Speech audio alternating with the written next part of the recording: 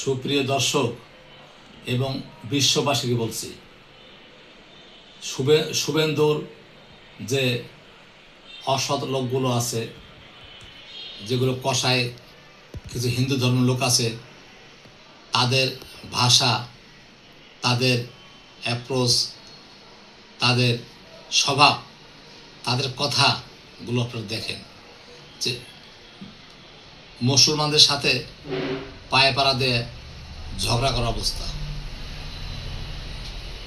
Election vote হইলে একজন পাশ করলে জয়ী হইলে গণ্ডগোল, সন্ত্রাসী কর্মকাণ্ড হতে পারে। আমাদের বাংলাদেশে হয়, ভারতে হয়। সেজন্য ধর্ম নিয়ে কথা এভাবে হয় যে সারা বিশ্বে কোনো, ভারতে কোনো মসজিদ থাকবে না, মন্দির থাকবে, এটা কথা। মসজিদ থাকার অর্থ হলো কি, মসজিদ থাকবে না, এটাতে কিন্তু সারা ইসলামপন্থী যারা মুসলমান আছে, ইসলামের দেশ আছে, সবারই আঘাত লাগে। এই চারালের ভিডিওটি একটু দেখুন, আপনি কি বলেন।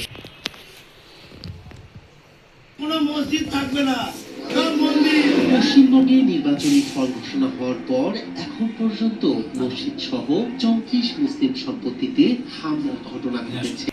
শুনতে পারছেন? ভিডিও দেখিয়ে দিলাম। এর অর্থ হলো বিজেপি, মোদি যে দলটি আছে, এটি আগে থেকে একটি মেটিকুলাস ডিজাইনে কাজ করেছে। কি করেছে? তৃণমূল যে ভোটগুলো আছে, পশ্চিমবঙ্গে যে ভোটগুলো আছে, সেই ভোটগুলোর জন্য মোদি তার বিভিন্ন ভোটার এবং যারা ভোট কেন্দ্রের দায়িত্বে, যারা ভোটার কমিশন যারা আছে, তাদেরকে দিয়ে কী করেছে, সে সংসদের নামে অনেক টাকা বাজেট পাশ করিয়ে সে 92,000 ভোটারের নাম বাদ দিয়েছে। এর মধ্যে মুসলিম যারা আছে, যারা মুসলিম এবং তৃণমূলের যারা সমর্থক আছে, তাদের ভোটারাই বাদ পড়েছে। এতে করে মমতা ব্যানার্জি 92 লক্ষ ভোট বাদ দিয়েছে। এবং এটা সুকৌশলে সে মমতা ব্যানার্জিকে ফেল করে দিয়েছে। আর মমতা ব্যানার্জিও দোষ আছে। এর আগে রতন টাটা আসছিল, সেই এলাকায় অভাব, পশ্চিমবঙ্গ হলো কি বাংলাদেশে খুব অভাব এবং গরিব লোক, তারা খুব খেটে খাওয়া মানুষ, তারা নুনান্তে পান্তা ফুরায়। রতন টাটা এসেছিল যে সেই এলাকায় তারা ইন্ডাস্ট্রি, কলকারখানা তৈরি করবে। কলকারখানা যদি তৈরি করে তাহলে সেখানে অনেক লোক কাজ করতে পারবে, অনেক শ্রমিক নিয়োগ হবে, অনেক লোক বাঁচতে পারবে, জীবনযাপন করতে পারবে। কিন্তু মমতা ব্যানার্জি কী করল? রতন টাটাকে না বলে দিল।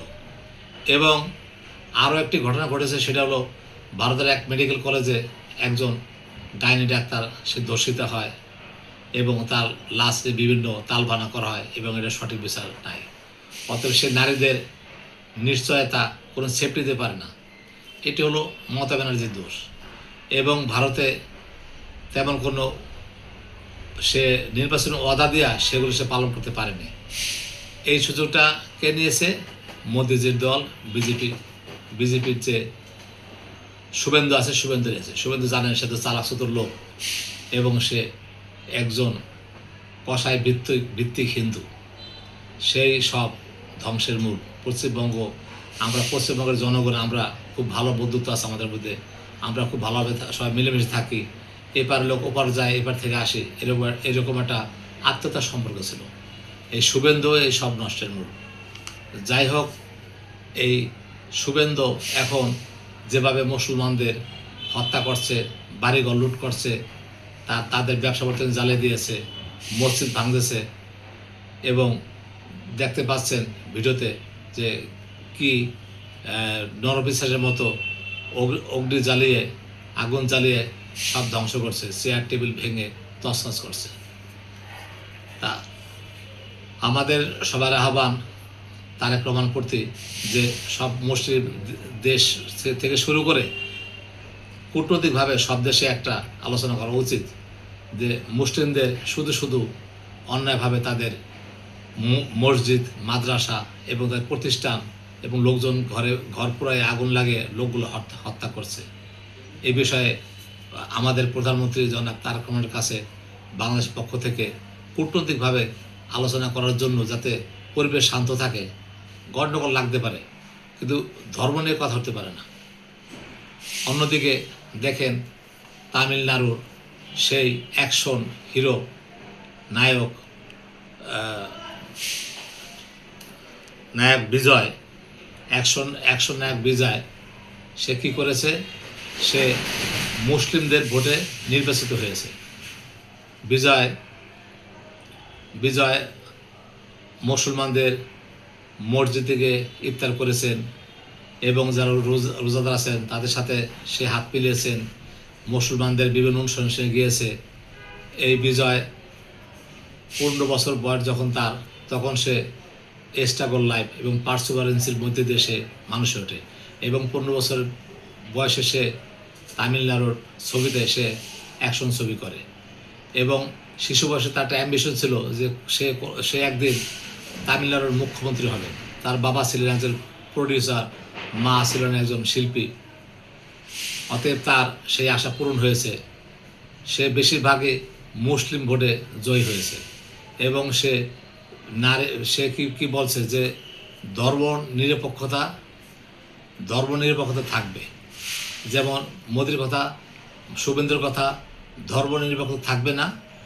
আর বিজয় বলছে তামিলনাড়ুতে কারো কোনো ভেদাভেদ নাই, সবাই সমান। এবং সে কী করেছে? যারা গরিব লোকজন আছে তাদের জন্য 200 ইউনিট বিদ্যুৎ ফ্রি করে দিয়েছে এবং আরও কী করেছে? সমতা, সমান ব্যবস্থা, যাতে হানাহানি কাটাকাটি না হয়। সেখানে রাহুল গান্ধীও যোগদান করেছে।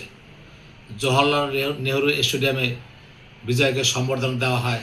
সেখানে বিভিন্ন